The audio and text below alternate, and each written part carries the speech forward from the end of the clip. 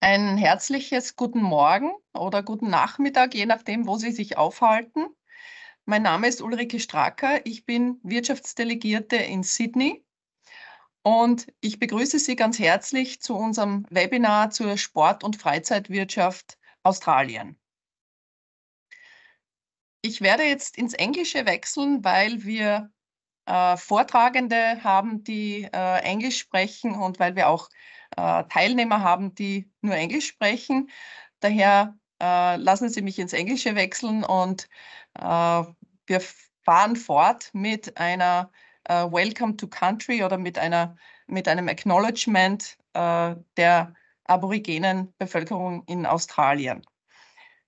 I would now like to say hello to all of you participants who are English spoken. I'd like to welcome our speakers, Fiona de Young and Martin Schlegel, whom I will introduce shortly. And I would like to acknowledge the traditional owners of the land where we conduct our business and pay our respects to elders past and present. This is the traditional way of acknowledging that Australia once was a country with Aboriginal people and we are on their land and we are guests on their land. So as the Austrian Trade Commissioner in Sydney, I would like to welcome you to today's webinar on the Australian sports industry, its current trends and developments. Before we go into the topic, however, I would like to do some housekeeping rules or just tell you how things work technically. We have got a question and answer button where you can enter your questions, and we will have a question and answer session after the presentations. I would also suggest, or I would ask you who are participants, to give us a little bit of information about yourselves, because our speakers and myself, we cannot see you. We know roughly what your company is doing, but it would be fantastic if you could write into the questions and answer field what your up to now activities in Australia were and what you are expecting from the webinar, or what kind of information you are seeking on the Australian market. This would help us to understand what you're after, and it would facilitate the discussion later on. You're most welcome after the Q&A session, or after the presentations rather, in the Q&A session, to unmute yourself. This will be possible. You can unmute yourself and you can ask a question and participate in the discussion, which would make things more lively. So I look forward to doing that afterwards. Why have we chosen this topic for Australia? Because we see quite some opportunity. The Australians being a sports-loving nation, sports being very important here. People get up at 6 o'clock in the morning to go for a swim or to go for a surf. It's part of the culture. There are huge sports events in Australia, which you certainly know. The Australian Open, the Formula One race in Melbourne, upcoming Brisbane Olympic Summer Games in 2032.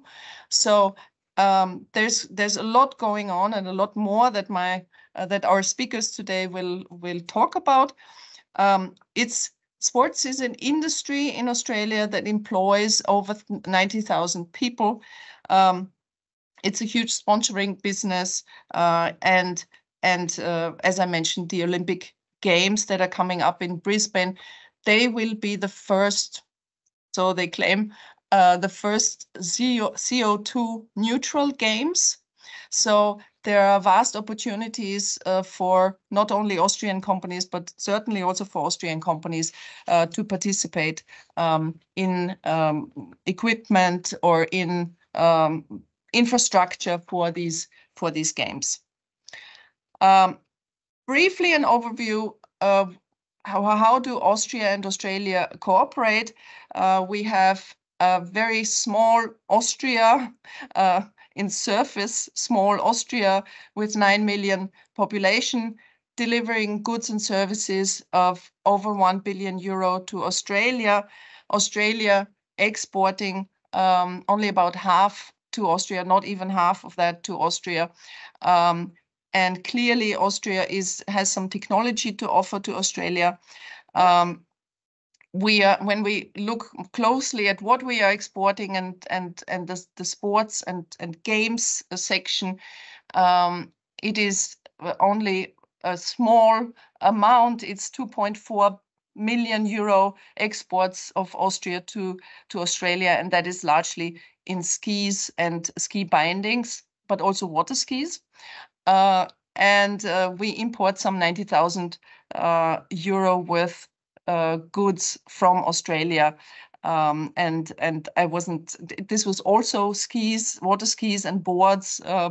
So I'm sure there's room for a lot more in that section. So I'm very happy to introduce our industry experts today. Fiona de Jong. We will start with you, Fiona. You are the director of the Australian Institute of Sport European Training Centre, based in Varese. And you will give us an overview of the Australian sports landscape and the most important sports, the biggest sports events and state funding perhaps in that area. Welcome, Fiona. Yes, I'll go on to Martin. Martin Schlegel, you are chair, board member, and advisor at the Australian Sports Technology Network. You're based in Melbourne, but today dialing in from far away west, from the States. And we would be glad to hear from you about the market potential for foreign companies with regard to infrastructure, technology, apparel, etc. Yeah. Hi, Martin. Thank you very much for being with us. Okay, and with that, without further ado, Fiona, the floor is yours. Look forward to hearing from you, or maybe I will ask you. Maybe you can give us a little background on the Australian sporting landscape. Thank you. I have found the unmute button. You'd think with 2 years of training, that's the least I could do. It's a great pleasure to be with you and the companies this morning. I do have some slides that'll just help articulate some of the stats which will bring to life the Australian landscape for you. Are you able to, if I can just check, are you able to see my screen? Perfect. We can see it. Great. Look, as you articulated, sport in Australia, it's part of the fabric of our society. So when we say it is deeply entrenched in our culture, that's reflected in the statistics that you'll see here. So a really strong participation base amongst like under 14-year-olds, but it also trickles over to, to those that are older. So as you say, it's very often of a morning, if you wake up in Australia, you'll see people out running and swimming at the beaches. It's a very active lifestyle reflected in statistics. That flows over into things like volunteerism in sport and also at the high performance end. So you often have participation and high performance as being the two ends of an important spectrum in sport, of which Australia has a strong participation at both ends. Not surprisingly, people who do sport also consume and buy sporting products and services. So it is a strong industry, as you said in the introduction, of around 32 billion Australian dollars, which equates to about 20 billion euro as a sector in Australia. And that's only going to continue to grow over the next decade as we do look to host a number of major sporting events around the world. So there's up to 16 major sporting events that'll be hosted over the next 10 years. Mm-hmm. Can you remind us which sporting events those are? Yeah, thank you. I mean, obviously you've heard about Brisbane 2032, and we have a very deliberate, what we call the green and gold runway. So our national colours are green and gold, inspired by our national flower. a little harder to work with than the red and white of Austria. Nevertheless, this is kind of what it looks like, and there's additional events that are being added as we look at bidding for them. So a number of single sport events like the Women's World Cup that we celebrated last year in 2023 for football. And then there's some single sporting events that will host their World Championships. A number of them will be used almost as test events and lead up to our stadiums being complete for 2032. But cricket, not really a sport that's big in Austria, but big in Australia, and rugby, both the men's and the women's World Cup. We need a little bit of help for our national team. So hopefully a home ground advantage will help us in that regard. And then, of course, the big Monty, which is 2032 for Brisbane Olympic and Paralympic Games. It'll be the third time that we will host an Olympic and Paralympic Games. Melbourne, Sydney in 2000, and then Brisbane 32. I would just say, though, because the international landscape and the international sporting calendar, it's actually winter in Australia when the games will be hosted because we're in the southern hemisphere with opposite seasons. So people, I think, are expecting balmy 40 degrees, which is our Australian summer, but it'll actually be winter. But Brisbane's kind of the northern end of it, so it'll still be nice and warm. Now we're looking at 2032. That's still far away, but I'm sure there is already a lot of preparation going on. And how could Austrian companies, according to your opinion, participate already now in the preparations? Yeah, look, as you said in the intro, I think Austrians are well across the infrastructure and the pre-planning that's required for major sporting events. So the lead time is pretty significant. And with the organising committee for Brisbane just being stood up, we're right in the middle of starting to do some of the major infrastructure. And I know that Austrian companies have exported, services to Australia and equipment, but whether it's in the winter or the summer domain, I also suspect that your experiences may be helping with Paris 24 or Milan 2026 being two back-to-back European games, gives you the opportunity to get runs on the board and to learn and then bring those learnings to Australia. So the opportunity for having two games in your backyard and then being able to export that knowledge to Australia. I think there's some talk of Innsbruck potentially still being used from Milan 2026 bobsleigh tracks. Let's see where that lands. But companies like Red Bull that do major sporting events all the time, international sporting events all the time, there's things that we can learn from their innovative approach, which are occurring now. Which sectors are likely to have the greatest needs?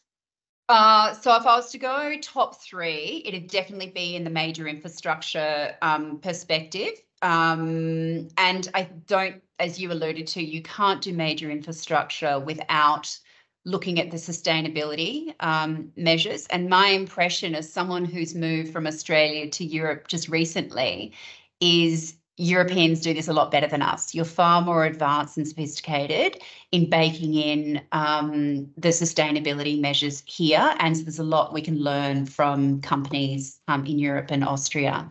So definitely sustainability from the infrastructure perspective, but also then thinking about it from how we optimise those venues post-use with the strong participation and strong following of sport in Australia. We will utilise a lot of the venues after the games. So being thoughtful around the space and the way that is used by the Australian population will be important. And the third one would definitely be in the sport tech space. I think Australia's pretty good. Like, how do we integrate those smarts for the way that we'll be operating 10 years from now? We need to future-proof what we do in the planning now for what will be relevant 10 years from now, which is really hard in the tech space. And that's both in the design of the hardware and the software. So how do we better integrate the sophisticated latest tech into the design, but also then the implementation? And Martin, I'd love to hear, I look forward to hearing some of your observations around that a little bit later on. So that'd probably be the top three. If I went to the top five, I'd probably add two extra, which is around crowd management and security. It's how do we use predictive crowd movements and the technology that is available in that space. And then cyber security. We're blessed in Australia to be an island, obviously, and security is not a major issue for us, but I think the Europeans have a bit more sophisticated approach to that, and I think hackers enjoy large stages to create chaos, so making sure that we can get access to global talent in that regard would be important. Yes, I'm sure. We recently had a cyber security webinar, and yeah, I think all have to be aware of threats, and especially with big events, it's a major challenge. We do have a couple of Austrian companies in that sector, in the communication, in the crowd management, and communication with particular regard to cyber. So looking at Brisbane, what would be the major challenges Brisbane is facing in preparation of the Games? Great. I'm not going to assume that people know much about Australia, so let me just help you on a little geography. Wonderful. So obviously we're an island at the bottom of the world, a long way away at very inconvenient time zones. And we divide into 8 different states or territories, like the regions that you have in Austria. And Queensland is the region that is hosting the Games, very large area base, and Brisbane is the capital of that city. It's the third largest city behind Sydney and Melbourne in Australia, and it's affectionately known as the River City because it has lots of waterways. And it's a city that's already building towards 2032 in a huge population growth stage. So very much about improving public transport and creating the right spaces for a positive migration. It will host 22 of the 32 venues. So there's 3 different clusters. Again, this is on that little spot, Brisbane. It will be the main cluster where the majority of the venues are. And then north and south, there will be different clusters. To give you an idea of that geography, the Gold Coast is south of about 65 kilometres, and then Sunshine Coast is about 85 kilometres north. So I don't know what that is relative in Austria between Austrian cities, but just gives you a bit of an idea of the geography. It's consistent with the IOC's approach of not having everything within, a 10-kilometre radius, as will probably be the case in Paris, but actually utilising the full region and making sure that the economic impact is spread, and importantly, for a legacy perspective, that it's appropriate for the growth in those different sectors. In terms of, so that's like geography. Why I start with that is we have different problems to what you have in Europe. In Europe, you have generally a large population of people in a very small geographic space. In Australia, we have a small population of people in a very large landmass. So Australia is roughly the size of America, to give you some proportionality. And we have 25 million people as opposed to 325 million that the US has. So with that small population and large distances, we need to think differently around how we move people and what infrastructure is available for us to get people in high-speed trains and whatnot between these regional areas. So I think that's really one of our challenges, is actually the geography and how we move people around and how we do it at scale, both for the Games period and after Games. And it's something I think that the Europeans are very mindful of and have solved some of these problems before. Well, in fact, we are very proud to deliver transport technology to Australia and to the Gold Coast more specifically. There is some light rail vehicles coming out of Vienna for the Gold Coast light rail.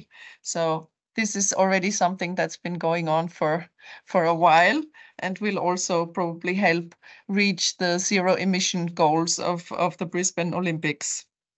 Exactly. And sorry, that's the obvious statement. In doing all of that, is baking in the sustainability aspects. As I said, that Europe does a lot better. It's critical to be able to deliver on that. Fiona, we've been talking about infrastructure and Olympics.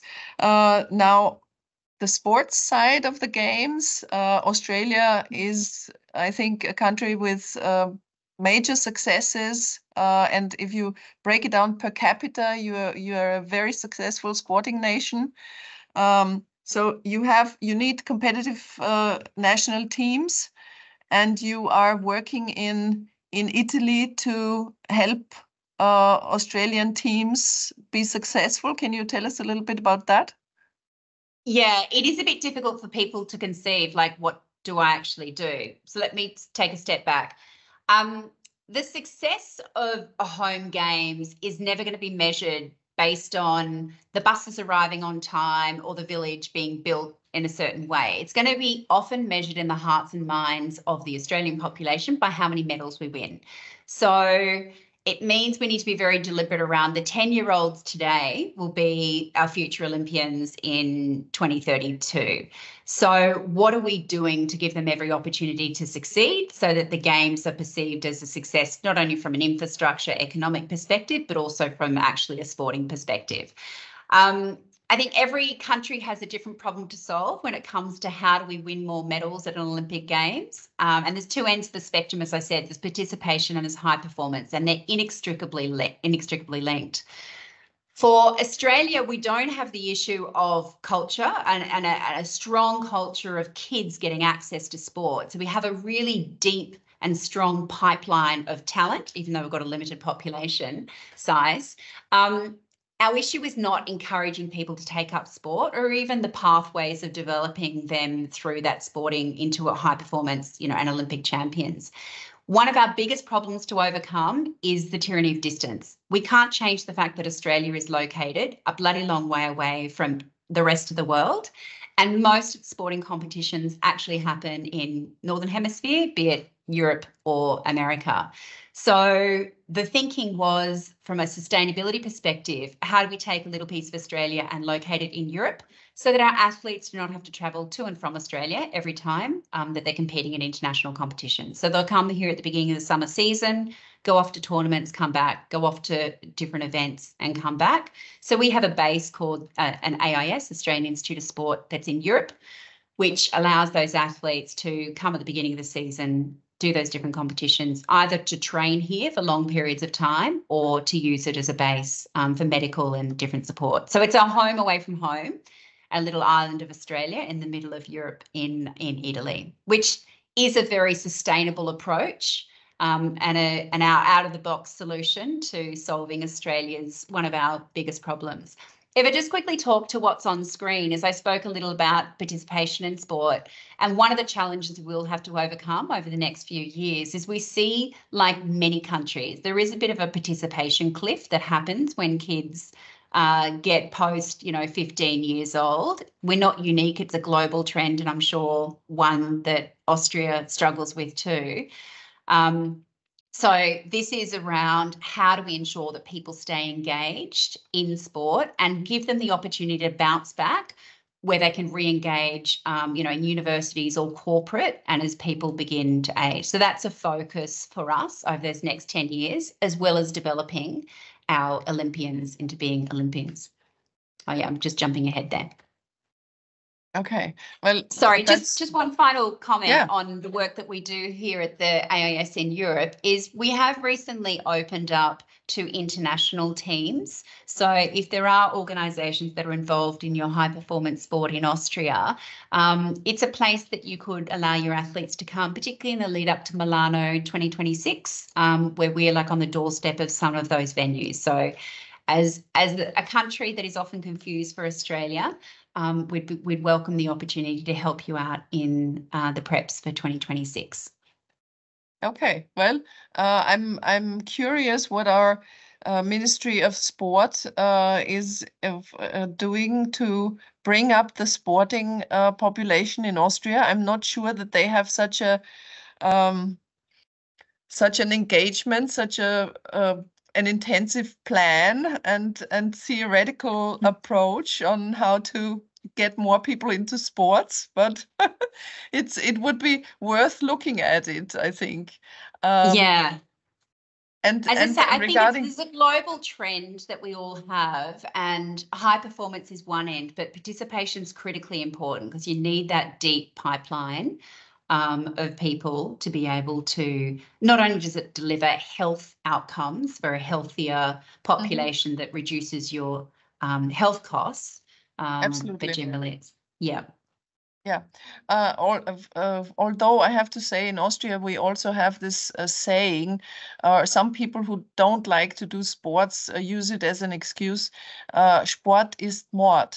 Sport is murder. Oh. So no, it's true, of course, that a lot of people injure themselves when doing sport. But anyway, just as a... But that keeps the sports medicine industry alive. There's always a silver lining. Very well. So what are the challenges and opportunities the Australian sports sector needs to overcome? Thank you. So, I mean, so one is participation, a bit of a global trend. So the Australian Sports Commission, the overall entity, looks after sport in Australia, and CSIRO, which is a big research agency in Australia, do this analysis on the future of Australian sport. It first started in 2013, then they did another one in 2022, which is step back and say, what are the big trends that we're seeing in sport as Australia? Because it's a big industry, it's taken pretty seriously. And it's really interesting insights around, we know that people are changing the way that they participate in, consume and interact with sport. I mean, think of what you do now compared to 10 years ago. And I'm sure it's different, not only because your body's different, but also the impacts of COVID. And there's probably 5 or 6 key themes that are happening in Australia and probably likely to be something that's happening in Austria. The first is escalate the exercise. So modernising sport to create new pathways for Australian, what I spoke about, the bounce back factor. The next is around the new horizons. So adopting new and emerging technology to help change the game. We really need to use tech in what we do and the mega data that's available to us. So that means, you know, examining where the populations are and where the growth is and what infrastructure needs to be put in. So if you're close to the beach, you probably don't need 50-metre swimming pools, but if you might need a track. So really looking at the demographics of where there's young kids and where you need access to sporting venues. The other is a trend around home-based physical activity, so fitness apps and what they're calling exergaming. I don't know, Martin, if you've got any experience in this space, but they're very much on the rise, again, thanks to COVID. And we're seeing a bit more of an integration of quantum and AI to help solve the problems in high-performance sport in a really more measured or deliberate way, so we can get a lot of data and help solve those problems. So you're seeing that in the next arena with the rise of entertainment sports also, including augmented reality and virtual reality and esports. Because at the end of the day, sport, consuming sport is an entertainment business, but it's also a health business for those that are participating. The fourth is one that's maybe a bit more specific to Australia. It's around the gap of ensuring that all Australians of all ages and societal divides get access to sport. It's really important when you have a very multicultural society like Australia. We have a very strong immigration from Asian countries, from the island countries who participate in different sports. So you'll see the numbers of athletes playing badminton and table tennis that are Asian sports is hugely increased since we have that migration. So making sure we provide those immigrants with access and pathways to sports and the skills that they have that can put upward pressure on the talent we have from Australia. We want to integrate that into who we are and what we do. The next is really an extension of that, which is encouraging diversity and inclusion and the things that come from sport. Anyone who's on the call has probably been touched by or seen the power of sport to transform people's lives and to bring communities together, which is really important in the fabric of Australian society because it's something that everyone does and it's a way that we can engage. And the final is just really about ensuring that we can be adaptive and pivot where we need to in a world that is evolving. So it's 40 degrees and the Australian Open has a heat management policy and they need to pause games. We need to be really considered about what sport looks like 10 years from now and the world in which we're operating. We know people are time poor, so having them consume and do sport in shorter periods of time rather than all-day activities. And the sports need to adapt and be able to offer that for the audiences. So staying relevant. So I think they're the top 6 that came out of the most recent Megatrends report, and I'm sure they're likely to be reflected to various degrees across Europe in countries like Austria.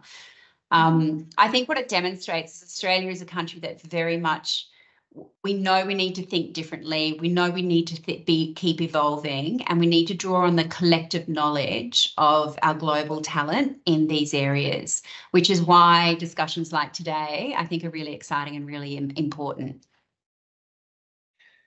Fiona, it's very enlightening for me. Thank you very much for these insights. And I think not only do we need to discuss with our companies where the opportunities lie, but I would also encourage an exchange of experience and policy with our policymakers in Austria. And I would be very happy to facilitate that, because I think that we could really learn something from you.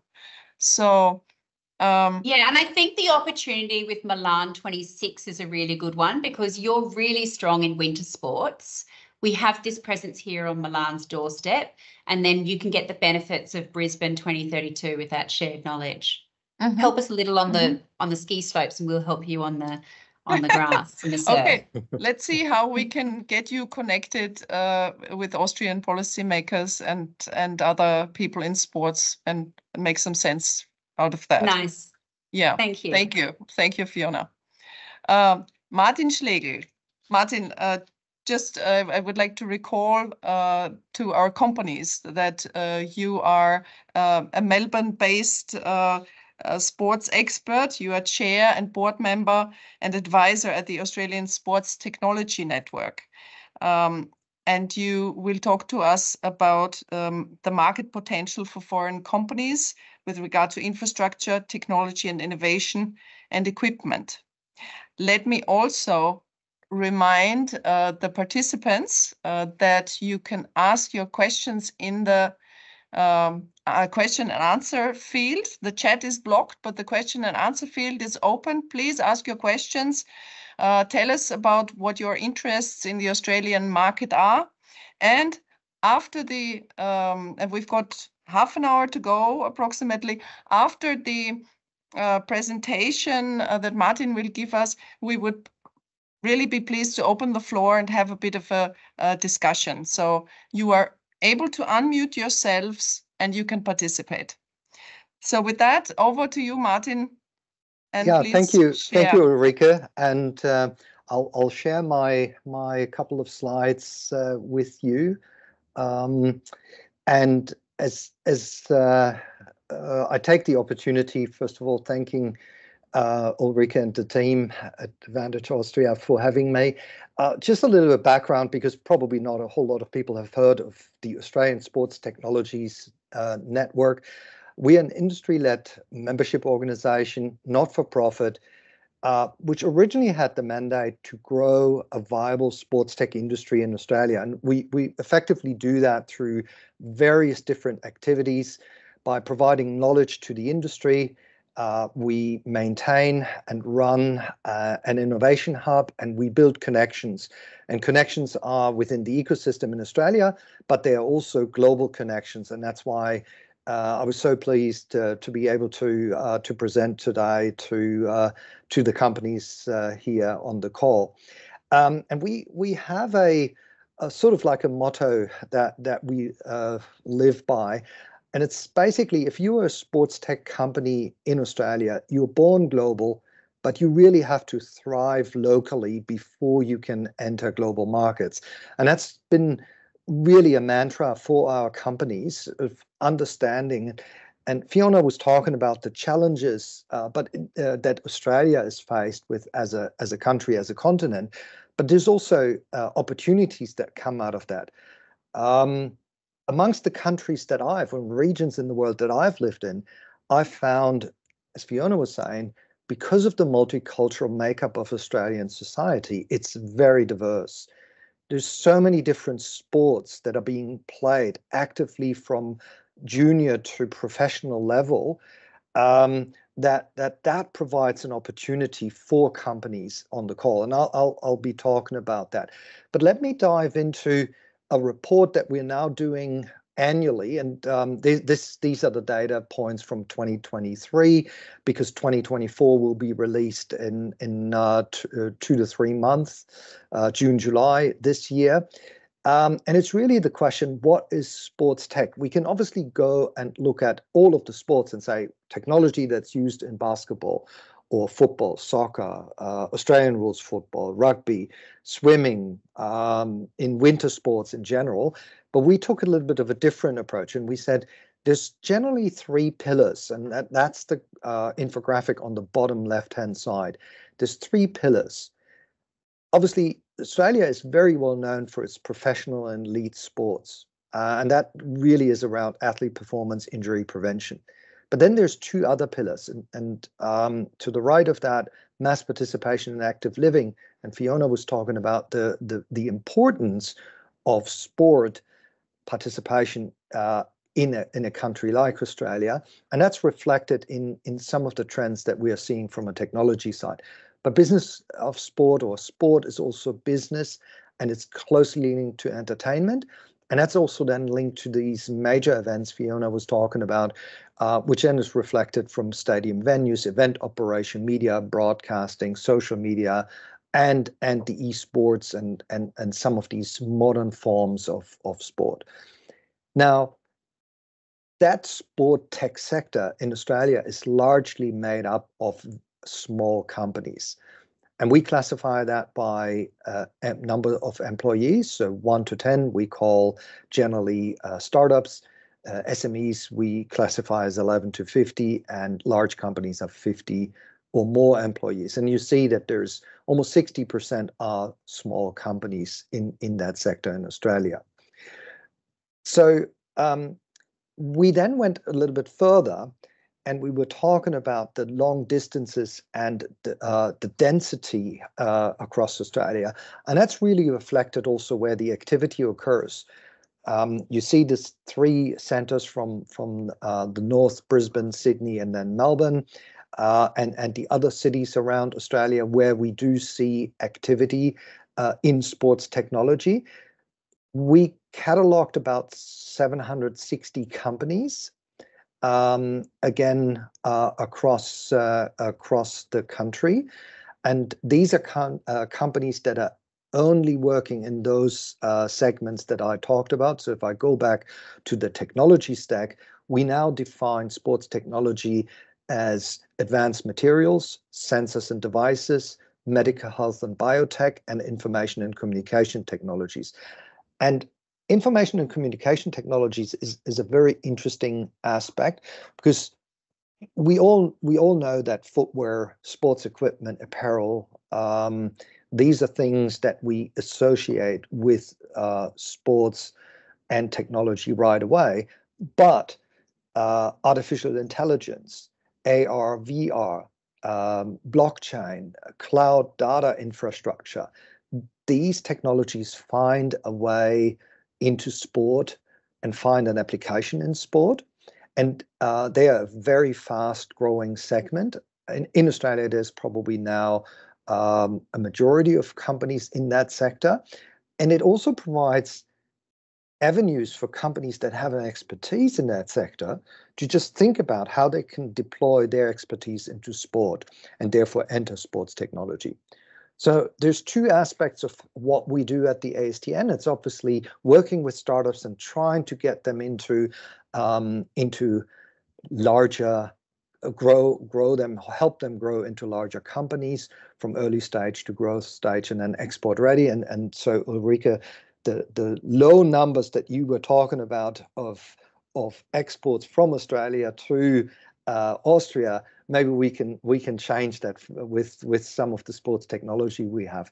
But it also goes the other way around, and we've seen an increased interest in or from international companies to actually, because of these major events coming to our shores, and as Fiona was saying, the green and gold runway, we see ourselves also as a facilitator in, if a small company looks for a soft landing in Australia, wants to participate with the ecosystem or engage with the ecosystem, looks for market entry, we have co-working spaces and also have arrangements in different cities around Australia where we can assist. Now, let me dive a little bit deeper, because what is at heart how we operate in Australia is the question of how can we collaborate to be more innovative. And we use something that probably some of you are very familiar with. It's called open innovation, which is a phrase that was coined by Henry Chesbrough at the University of California in Berkeley. And it's effectively, how can I use the knowledge that's available outside of my company to either bring new ideas into my company, or do I have ideas that I'm not using that could be suitable or beneficial to someone outside of my company? And there's various mechanisms from just joint business development all the way to acquisitions, if I want to bring something in from the outside in, or by just providing services or divesting certain things. So there's different levels of engagement.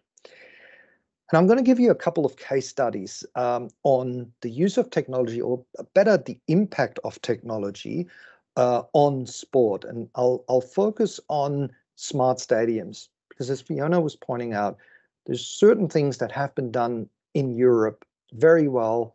And in Australia, surprisingly, we have been focusing, and it has to do also with somewhere where the ownership structure of stadiums and venues is different in Australia than, for instance, compared to North America. But in Australia, we have largely also focused on the on-field data. But if you look at the infrastructure, the off-field data around the stadium, I mean, I've just picked two areas that are highlighted here: the infrastructure side or the patron side, in terms of access control, wayfinding, concessions, payment. You can already see that there's lots of connection points with technologies that will be needed for these stadiums. But it also goes further. The smart stadium will need, for broadcasting and live streaming, completely different infrastructure. So we're obviously talking about mobile networks, high-speed Wi-Fi infrastructure. But when it comes to data analysis, we're now seeing, and Fiona was talking about this, how artificial intelligence is actually reshaping how we analyze some of the massive amount of data. So for instance, computer visioning and how that's automated, how are now highlights of games produced automatically, how we can video sequence or create metadata automatically. And for the prediction markets, machine learning of descriptive, predictive, or prescriptive analysis will become more important as we're looking to the future and trying to predict what will happen. Another example that I'd like to highlight is how broadcasting is actually changing. And we're seeing this across the globe. And this is just how broadcasting and over-the-top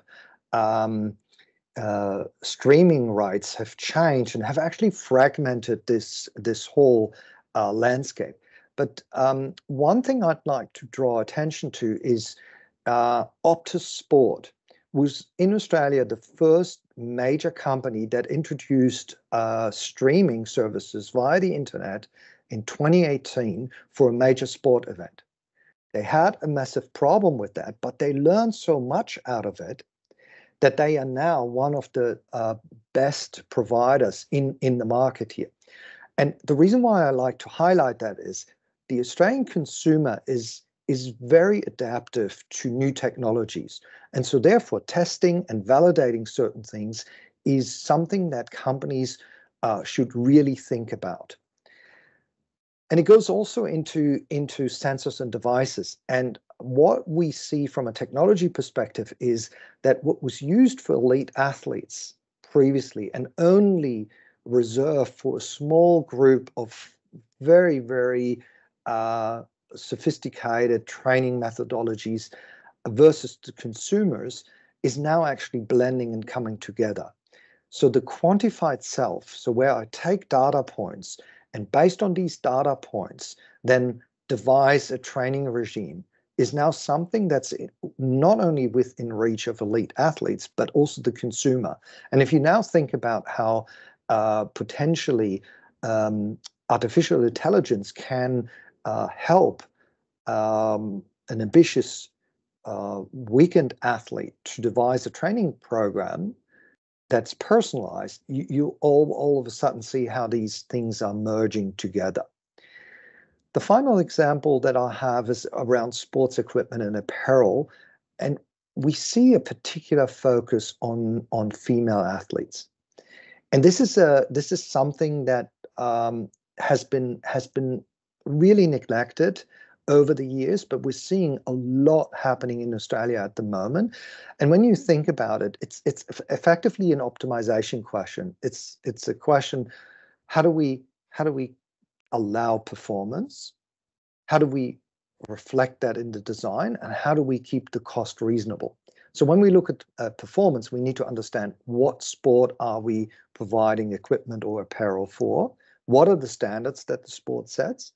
When we look at costs, it's obviously what materials, what are the supply chain arrangements, but then we look at design, we look at the brand and the customer.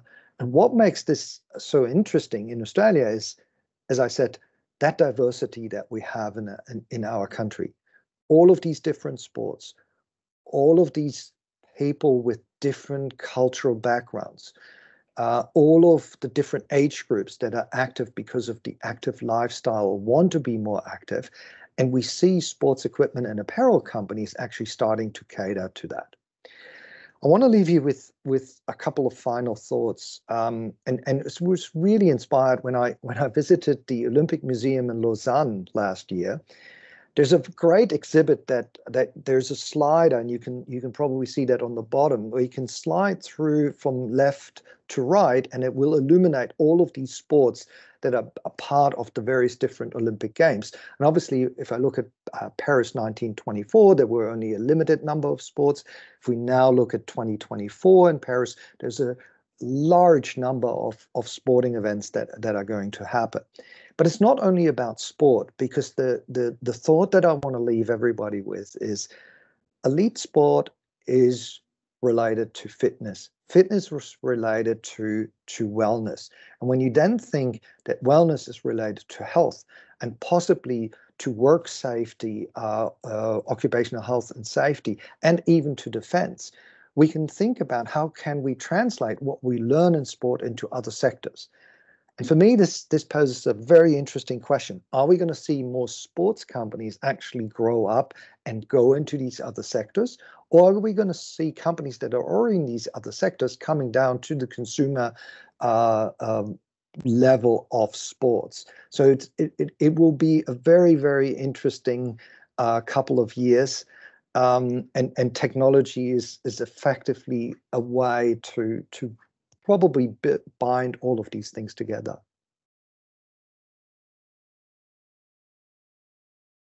Martin, thank you very much for these detailed analyses and an overview of what your organization does and how you're trying to get small companies fit for export and what is important to watch out for. So thank you very much, and we will definitely have questions coming up, and companies would want to know what they need to do to enter the Australian markets.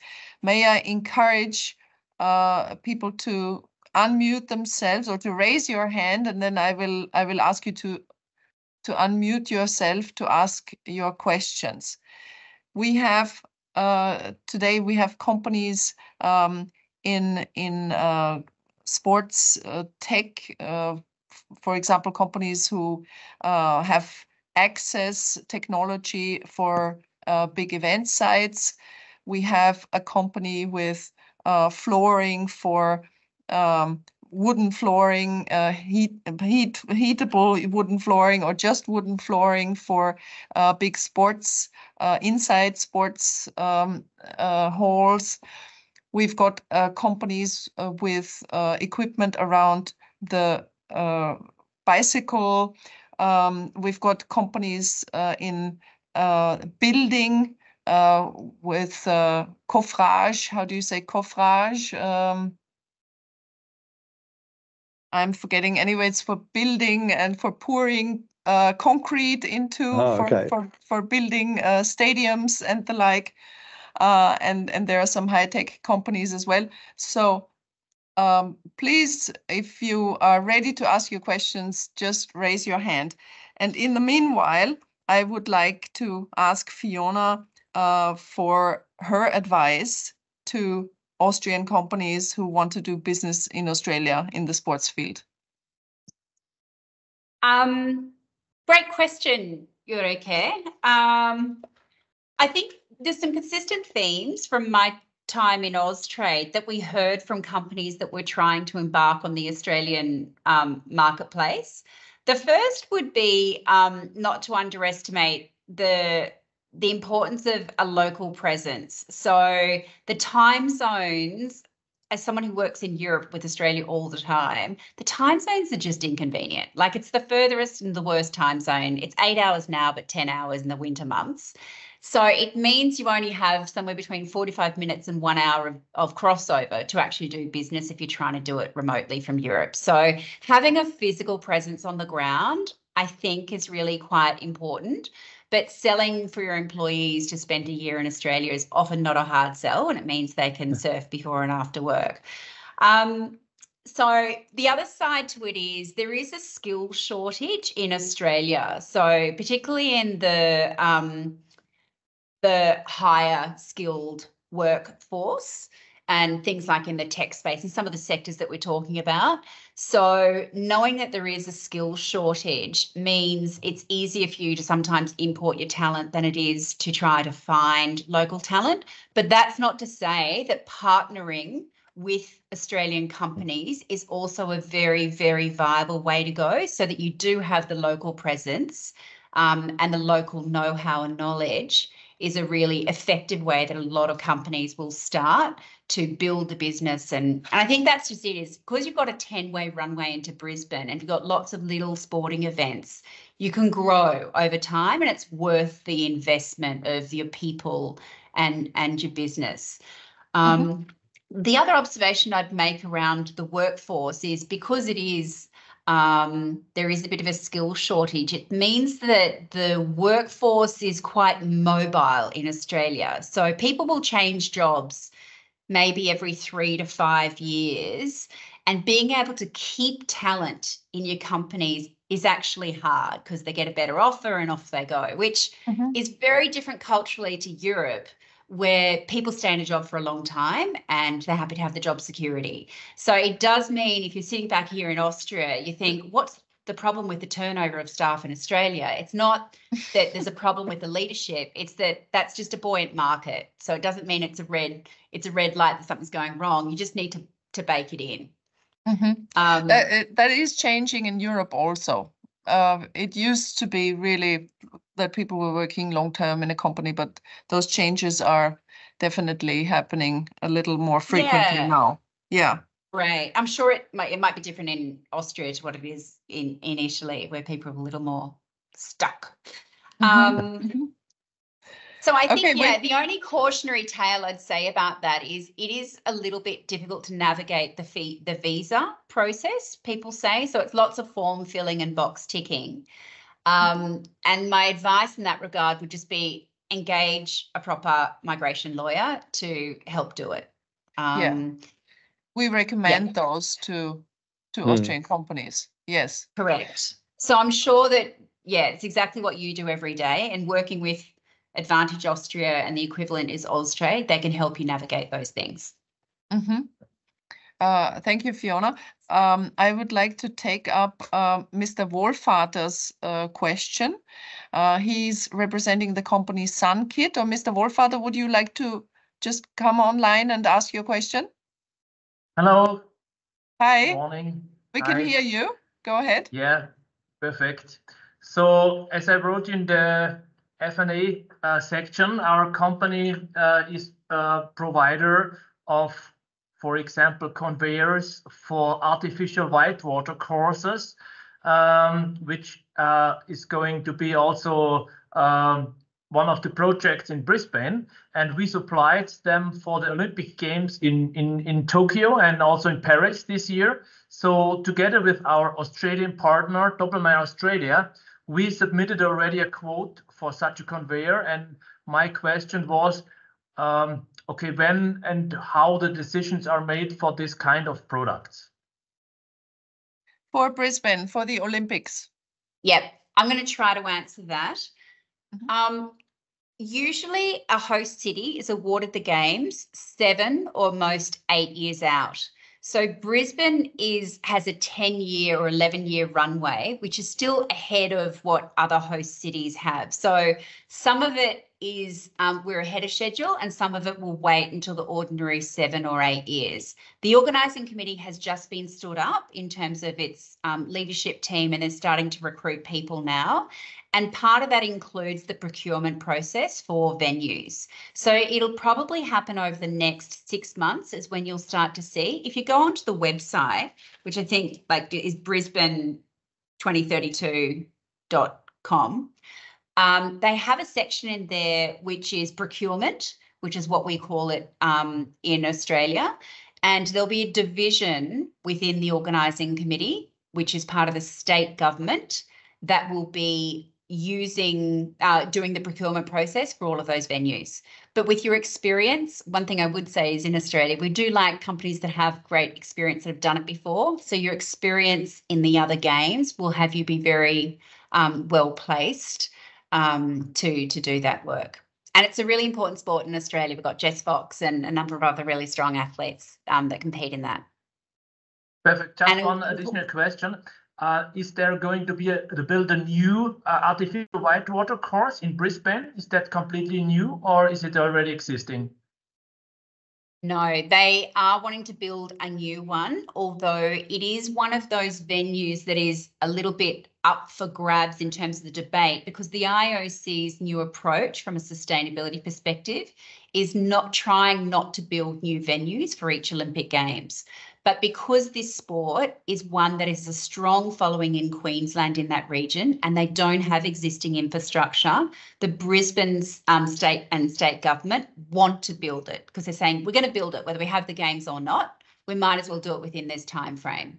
So, but like any games, it goes through a process of where they need to evaluate which venues are right both for the games and post-games use. And we're right in the thick of doing that now. But if you jump on the website, you'll see there is a good little map of where all the venues are going to be and what stage they're at. Yeah, perfect. Thank you. And Emmanuel, just to add to Fiona's comments, because Brisbane is the capital of the state of Queensland, the Queensland state government also has guidelines that they published regarding the procurement strategy. So you can see those both on the Brisbane as well as on the state government's website. Mm-hmm. Thank you. And I can provide Ulrike with the links to that as well. Okay, we'd be most happy to share them. Yep. Yes. Great. And anyway, the other thing that I would say just on that is, because it's obviously a home games, that's one of those situations where in your bid would be suggesting that you're happy to work with local providers too. So whether it's the dude that digs the ground, or that it's not that you do all of it, like this collaborative approach is something that is very welcomed in Australia. We bring your know-how, but we also have some of the local workers that would benefit from it. So in this case, our local partner Doppelmayr, who is situated near Melbourne, he will take part in that. So we have a local company who is doing all the procurement and so on. We Perfect. just apply the know-how Right. and the goods. Yeah. Great. Sounds like a perfect combo. Perfect. Excellent. Excellent. Next question of a gentleman who's just left the call. He probably needed to make another meeting, but anyway, we are recording the answers and we'll be able to pass them on.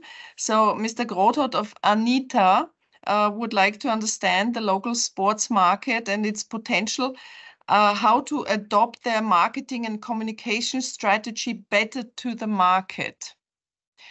This company is into swimwear. Yeah. Okay, it's a rather crowded market in Australia. What I would say is we don't sell many ski suits, but we do sell a lot of bikinis and board shorts. So it comes down to marketing campaigns. I had to do a little bit of marketing in one of my roles, so I'm going to try my best here. I do think Australia, we are quick adopters, but we're also around being the first followers. Yeah. So we'll adopt and we want to be first in to follow. So I think it's around finding a local hero, some local Instagram people with great followings in Australia, and having them talk organically around the product. Like Australians will follow a trend pretty quickly. And if it was me in that market, you'd want the local Bondi crowd to be prancing in it and talking about it socially, because that's where you got to hit the big populations where there's the big beaches, Queensland and Sydney, and get some local Aussies that have a huge following. And once you get in the in crowd, then it's in. I don't know. That's fantastic advice, I think. To get the local beach crowd and the social media, and thank you. And Fiona pointed out actually one very important point here.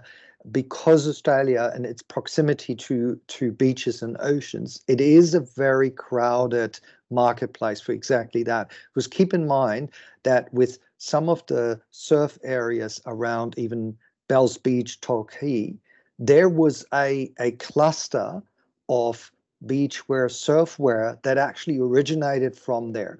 So placing the product into, as Fiona said, these centers where there's expertise might help. The big retail sports is probably very difficult to enter into, because there's only a couple, like in terms of Rebel Sports and Decathlon. Recently, the big French sports warehouse just entered the market. So again, it's almost a duopoly. There's only a few very big chains that you can get into. So you need to really a bottom-up strategy in this case. Mm-hmm. Okay. Thank you very much, Martin and Fiona. I think we have exceeded already our time available. If any more questions are coming, we would pass them on to you, and we would, of course, also pass your presentations on to the companies. I would like to thank you very much for participating in our event. Would like to keep in touch. Our next upcoming events, we will write to the participants and the companies about what we're planning in terms of other webinars or roundtables, and we will certainly have a closer look at Brisbane 2032. This webinar will have been recorded, and we would send out the YouTube link to the participants and also to you who have presented. Thanks once again, and I look forward to keeping in touch and exchanging more information. Fiona, I will try and put you in touch with the relevant sports authorities and policymakers in Austria, as we discussed. Martin, look forward to seeing you in Melbourne when I go there next. And Okay. it's been lovely to have you. Thank you very Thank- much.